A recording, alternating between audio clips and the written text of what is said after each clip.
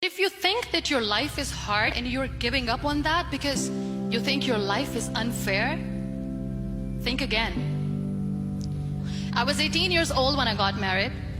I belonged to a very conservative family, a Baloch family, where good daughters never say no to their parents. My father wanted me to get married, and all I said was, if that makes you happy, I'll say yes. And of course, it was never a happy marriage. Just about after 2 years of getting married, about 9 years ago, I met a car accident. Somehow my husband fell asleep and the car fell in the ditch. He managed to jump out, saved himself. I'm happy for him. But I stayed inside the car and I sustained a lot of injuries. The list is a bit long. Radius ulna of my right arm were fractured. The wrist was fractured. Shoulder bone and collarbone were fractured. My whole rib cage got fractured. And because of the rib cage injury, lungs and liver were badly injured. But that injury that changed me and my life completely as a person and my perception towards living my life was the spine injury. 3 vertebrae of my backbone were completely crushed, and I got paralyzed for the rest of my life. Many people came to rescue. They gave me CPR. They dragged me out of the car. And while they were dragging me out, I got the complete transection of my spinal cord. Those 2.5 months in the hospital were dreadful. I was at the verge of despair. One day, doctor came to me and he said, well, I heard that you wanted to be an artist, but you ended up being a housewife. I have a bad news for you. You won't be able to paint again. Next day, doctor came to me and said, your spine injury is so bad, you won't be able to walk again.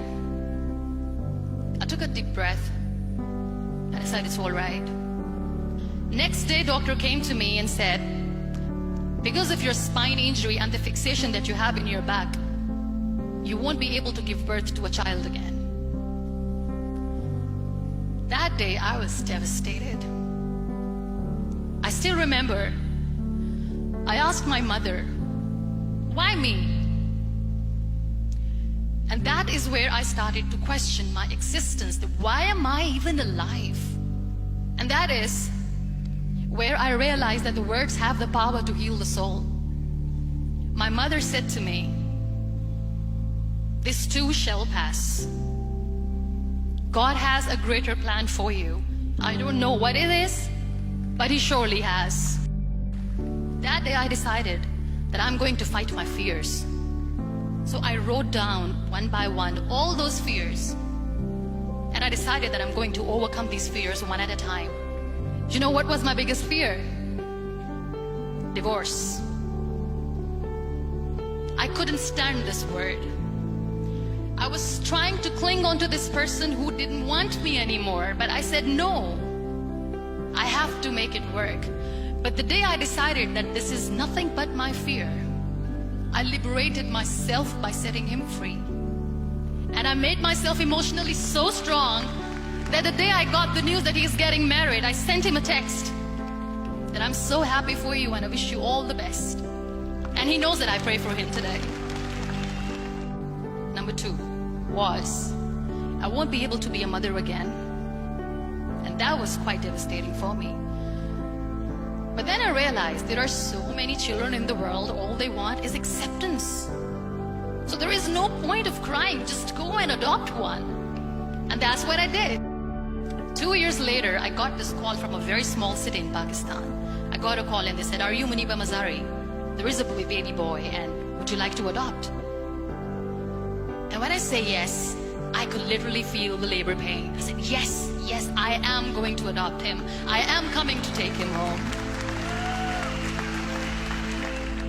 So when you accept yourself the way you are, the world recognizes you. It all starts from within. We have this amazing fantasy about life. This is how things should work. This is my plan. It should go as per my plan. If that doesn't happen, we give up. I never wanted to be on the wheelchair. Never thought of being on the wheelchair. This life is a test and a trial, and tests are trials are never supposed to be easy. So when you are expecting ease from life, and life gives you lemons, then you make the lemonade, and then do not blame life for that, because you were expecting ease from a trial. Trials make you a stronger, better person. Life is a trial, and with time you realize that. It is okay to be scared. It is okay to cry. Everything is okay, but giving up should not be an option. They always say that failure is not an option. Failure should be an option, because when you fail, you get up, and then you fail, and then you get up, and that keeps you going.